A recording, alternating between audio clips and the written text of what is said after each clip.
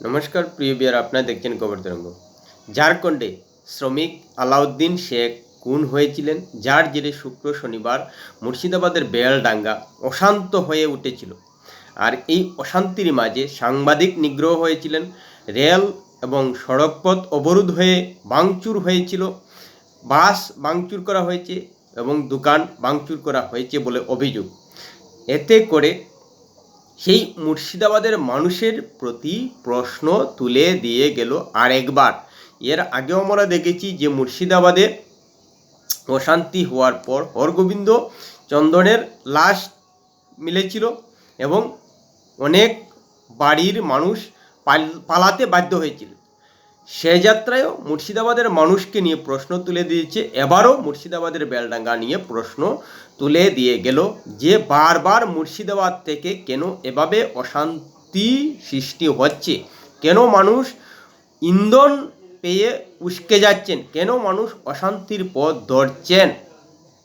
এবং এটা আমি শুরুতেই বলতে পারি যে মুর্শিদাবাদের মানুষ নিজেরাই সারা ভারতবাসীর কাছে, পশ্চিমবঙ্গের মানুষের কাছে নিজেরা যে অশান্তি সৃষ্টি করে একটা অরাজক পরিস্থিতি তৈরি করেন এবং অন্যান্য ধর্মের মানুষকে সুযোগ যে দেন তাদেরকে নিয়ে প্রশ্ন তোলার, তাদেরকে নিয়ে কথা বলার, সেটা এবারও দিলেন। প্রিয় বিয়ার, ভিডিওটি ভালো লাগলে সাবস্ক্রাইব করবেন, এতে আপনার ক্ষতি হবে না কিন্তু আমাদের উপকার করে দেবেন।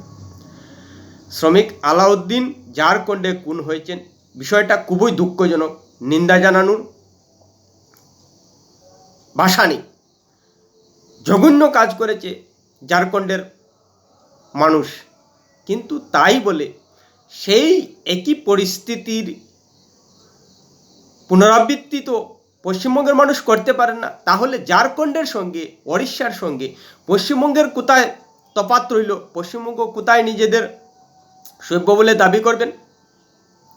কিন্তু সেই পরিস্থিতিটাই বারবার মুর্শিদাবাদ করে দিচ্ছে, এবারও করলো।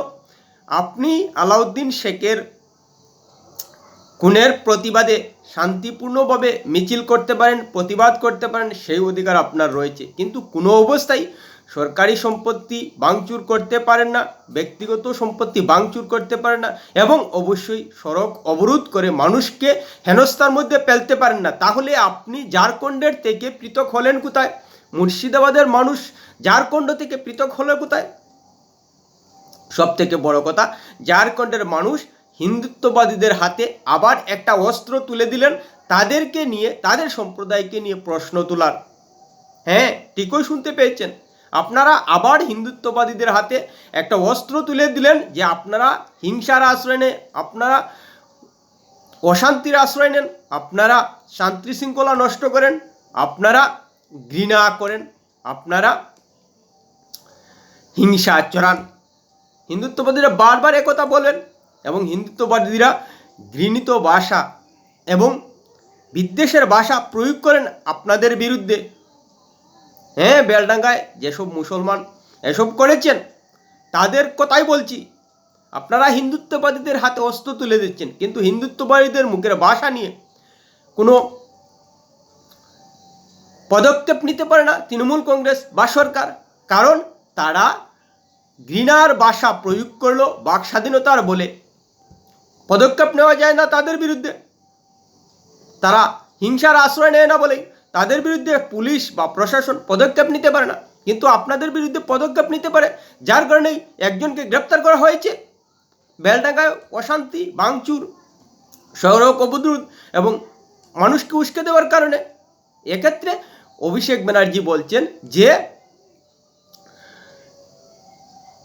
অশান্তিতে ইন্ধন যোগাচ্ছে, উস্কানি দেওয়া হচ্ছে। প্রশ্ন হলো যে বেলডাঙ্গার মানুষ বা মুর্শিদাবাদের মানুষ উস্কে যাচ্ছেন কি? আপনারা কি বাচ্চা নাকি আপনারা বুদ্ধি কম রাখেন যে কেউ আপনাদের অশান্তি সৃষ্টির কথা বললো আর আপনারা আগ পিছু না ভেবেই অশান্তিতে নেমে গেলেন?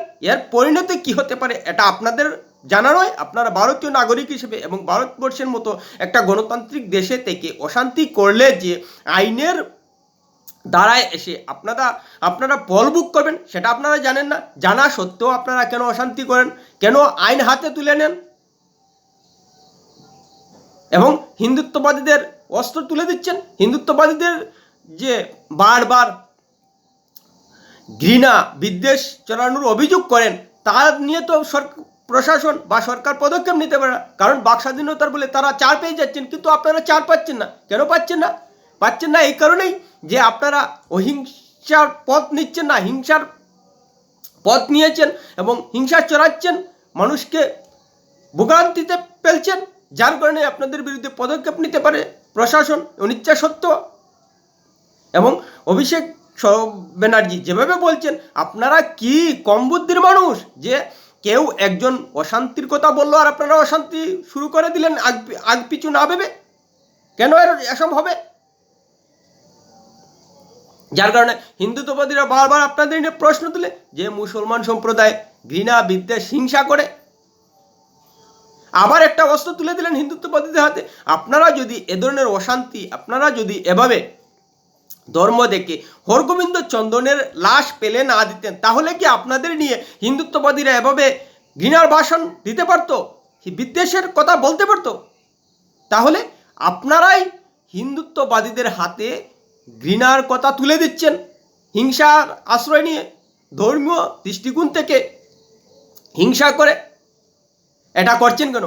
এটা যদি না করেন তাহলে হিন্দুত্ববাদীদের ক্ষমতা আছে যে আপনাদের নিয়ে কথা বলার, আপনাদের দিকে আঙ্গুল তোলার। সেই আঙ্গুলটার তোলার পরিবেশ তো আপনারাই করে দিচ্ছেন। আপনারা যদি শান্তিপূর্ণভাবে আপনারা যদি প্রতিবাদ করতেন অহিংসার রাস্তা নিয়ে, তাহলে কি হিন্দুত্ববাদীরা এই সুযোগটা পেতেন? কিন্তু সুযোগটা দিয়ে দিলেন। আপনারা অশান্তি করবেন, আপনারা মানুষ খুন করবেন, আর আপনাদের নিয়ে স্বাভাবিকভাবেই হিন্দুত্ববাদীরা বারবার প্রশ্ন তুলবেন, বারবার সিঁদুরে মেঘ দেখে বলবেন যে অশান্তি এবং ভয়টা আপনাদের থেকে আসছে, কারণ আপনারা কোনো একটা চতুরতা পেলেই হিংসা চড়িয়ে দেন, মানুষকে ভোগান্তিতে ফেলে দেন। যদিও তৃণমূল কংগ্রেস যথেষ্ট চেষ্টা করে যাচ্ছে আপনাদেরকে সতর্ক রাখার, আপনাদের হিংসা ডেকে রাখার, কিন্তু পারা যাচ্ছে না।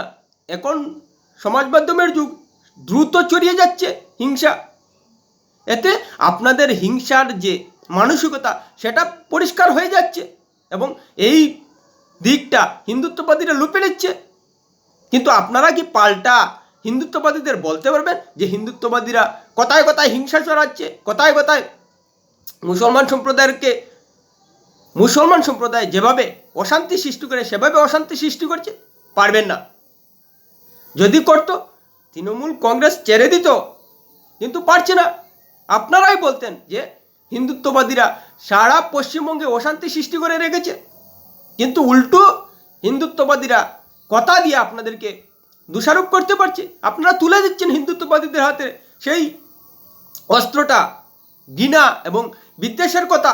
আপনারা যদি হিংসা না করেন, আপনারা যদি মানুষকে ভোগান্তিতে না পেলেন, আপনারা যদি অপরাধ না করেন, হিন্দুত্ববাদীদের কোনো ক্ষমতাই নেই আপনাদেরকে নিয়ে এভাবে কথাবার্তা বলার। কিন্তু হিন্দুত্ববাদীদের বিরুদ্ধে সরকার পদক্ষেপ নিতে পারে না, কারণ বাক স্বাধীনতার বলে হিন্দুত্ববাদীরা বেঁচে যাচ্ছেন, কিন্তু আপনারা বাঁচতে পারছেন না। কেন পারছেন না? অপরাধ করছেন, পরিষ্কার অপরাধ করে দিচ্ছেন। তাহলে ঝাড়খণ্ড আর আপনাদের মধ্যে তফাৎ রইল কোথায়? ঝাড়খণ্ড মানুষ যদি খুন করে তাকে, তাহলে সেই পরিস্থিতিটা যদি আপনারা তৈরি করে দেন, স্বাভাবিকভাবে হিন্দুত্ববাদীরা আপনাদেরকে নিয়ে প্রশ্ন তুলবেন। সারা পশ্চিমবঙ্গে যত হিন্দুত্ববাদী মানুষ রয়েছেন আপনাদেরকে নিয়ে প্রশ্ন তুলছেন, সেই প্রশ্নটা পশ্চিমবঙ্গের হিন্দুত্ববাদীদের উপর তুলতে পারবেন না। কারণ আপনাদের মতো সমান তালে তাল মিলিয়ে অপরাধটা করছেন না তারা। তাহলে আপনারা অপরাধটা করছেন কেন? এটা কিন্তু বাবার সময় এসে গেছে। এভাবে কথায় কথায় হিংসায় নেমে যাবেন, কথায় কথায় অপরাধ করে দেবেন, আর আপনাদেরকে হিন্দুত্ববাদীরা ছেড়ে দেবেন, এটা কি করে ভাবতে পারেন? তৃণমূল কংগ্রেসও আপনাদের এই অপরাধ ঢেকে রাখতে পারছে না, বরং কি করছে যে ইন্ধন দেওয়া হচ্ছে। কেন আপনাদেরকে ইন্ধন দেবে? তাহলে হিন্দুত্ববাদীদের ইন্ধন দিয়ে অশান্তিতে নামানো যাচ্ছে না কেন? আপনাদের কেন নামানো যাচ্ছে? এটা একবার ভাববেন না? তার মানে আপনারা ইন্ধন পেলে অশান্তি করতে পারেন, আপনাদের উস্কানি দেওয়া যায়, আপনাদের বুদ্ধিশুদ্ধি কম, যার কারণে আপনারা অপরাধ করে বসেন। এটাই বার্তা, এবং এটাই তো বলবে হিন্দুত্ববাদীরা, এবং বলছেও। তাই শেষে এটাই বলবো যে নিজেদের শুধরানোর চেষ্টা করুন, যা কোনো সুযোগ হিন্দুত্ববাদীদের দেবেন না, দিলে তো তারা আপনাদের বিরুদ্ধে বিশুদ্ধার করবে। ভিডিওটি ভালো লাগলে লাইক শেয়ার কমেন্ট করবেন।